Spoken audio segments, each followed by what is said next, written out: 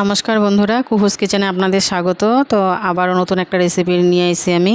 তো রেসিপিটা শুরু থেকে লাস্ট অবধি দেখার অবশ্যই অনুরোধ রইল। তো শুরু থেকে লাস্ট অবধি দেখো। তো আজকে আমি বানাবো একদম অনুষ্ঠান বাড়িতে যে ফ্রাইড রাইস বানায়, একদম ঝরঝরা ফুরফুরা। তো এইরকমই অনুষ্ঠান বাড়ির মতন ফ্রাইড রাইস বানাবো। তো এখানে আমি কিছু সবজি নিয়ে নিচ্ছি আর নিয়ে নিচ্ছি ড্রাই ফ্রুটস। আর ড্রাই ফ্রুটসের মধ্যে আমি কাজু আর কিশমিশ নিচ্ছি। তোমাদের পছন্দ মতন তোমরা ড্রাই ফ্রুটস নিতে পারো। তো এখানে আমি নিয়ে নিচ্ছি কিছু গোটা গরম মশলা। তো সামনেই পূজা, এই পূজার মধ্যে ভালো মন্দ খাওয়ার লেগে বাঙালি তো উৎপাইতে থাকে। কোন কালি একটা বাহানা পাইলেই হয়েছে, ভালো মন্দ একটা বাহানা পাইলেই হয়েছে, তাইলেই একদম বাড়িতে শুরু হয়ে যাবো ভালো মন্দ রান্ধনের। তো দেখো, এই যে পূজার মধ্যে অবশ্যই একবার ট্রাই করো। অষ্টমীর দিন ঘুইরা সকালবেলা অঞ্জলি দিয়া, তারপরে রাত্রেবেলা ঘুইরা গাইরা আয়া। বাইরে খাওয়ানোর দরকার নাই, বাড়িতেই। বাইরে খাইতে গেলে পয়সা। তারপরে এই যাই হোক, বাড়িতেই রান্না করে রেখে দিলে বিকালবেলা ঘুরে এসে রাত্রে করে খাওয়া দাওয়া কইরা একদম শান্তি, মানে পরিবারের সবাই মিলে খাওয়া দাওয়া করাটা অনেক রকম আনন্দের একটা বিষয় আর কি। তো যাই হোক, তো চালটা আমি ভালো করে ধুয়ে নিছি। বাসমতি চালটা অবশ্যই ভালো নেওয়ার চেষ্টা করবা। আর এখানে নিয়ে নিছি আমি একটুখানি, আমি হলো সাদা তেল নিছি। সাদা তেল নিয়ে এটার মধ্যে সব এই, তোমরা পুরা রান্নাটা কিন্তু ঘিতেও করতে পারো। তো আমি সবজি টবজিগুলো সব আমি ভাজা লইছি সাদা তেলে। তো অবশ্যই সাদা তেল দিবা, সরষার তেল দিবা না। সরষার তেল একদম ভালো হবে না ভাজলে পরে, তো সাদা তেলেই ভাজবা।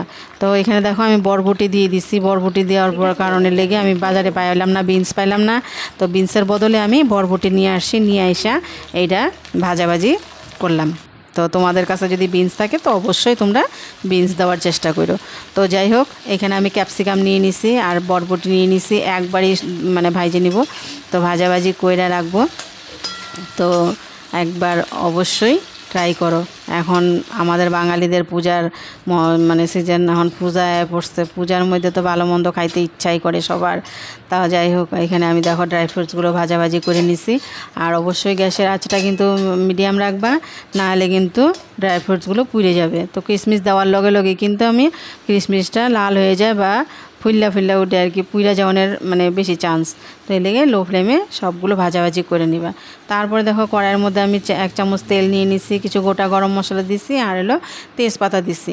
তাইলে কি হবে, ভাতটা একদম সুন্দর ঝরঝরা হইব। আর অবশ্যই জলটা কিন্তু একদম গরম করার পরে কিন্তু চালটা দিবা, তাইলে কিন্তু ভাতটা খুব সুন্দর হইব। তো আমি এখানে 90% সিদ্ধ করে নিছি।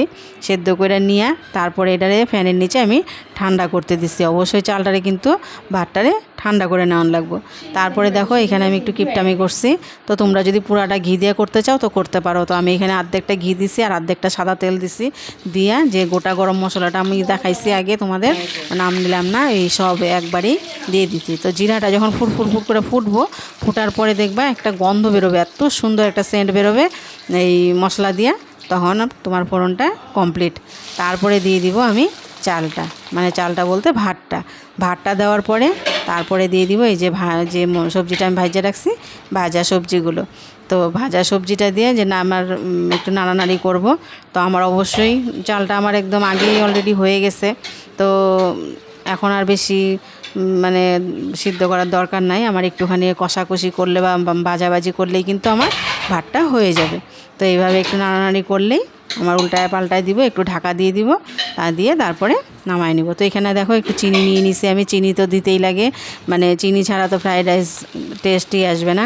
তো অবশ্যই চিনিটা দিবা, মাপ মতন দিবা, যে যেমন মিষ্টি খাও তেমনভাবে চিনি দিবা। তারপরে কয়েকটা এলাচ ফাটাই দিছি, ফাটাই দিয়া ভালো মতন নাড়ানাড়ি করে চিনিটা গলা হয়ে গেছে। তারপরে দিয়ে দিছি লবণটা অবশ্যই আন্দাজ মতন দিবা।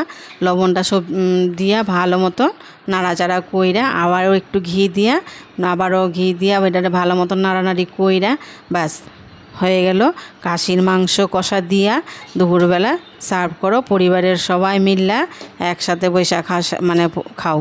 দেখবা যে এত সুন্দর একটা রেসিপি, মানে এত সুন্দর খাইতে, মানে না খাইলে বুঝতে পারবা না। তো অবশ্যই তোমরা ফ্রাইড রাইস সবাই কম বেশি করতে জানে। তো যারা জানো না তাদের জন্য আজকের ভিডিওটা আমি দিলাম। তো ভিডিওটা যদি ভালো লাগে লাইক কমেন্ট শেয়ার করে দিও। আর অবশ্যই পাশে থাকার অনুরোধ রইল। আর একটা সাবস্ক্রাইব করে দিও নতুন ভিডিও দেখার লেগে। তো ভিডিওটা দেখার লেগে ধন্যবাদ।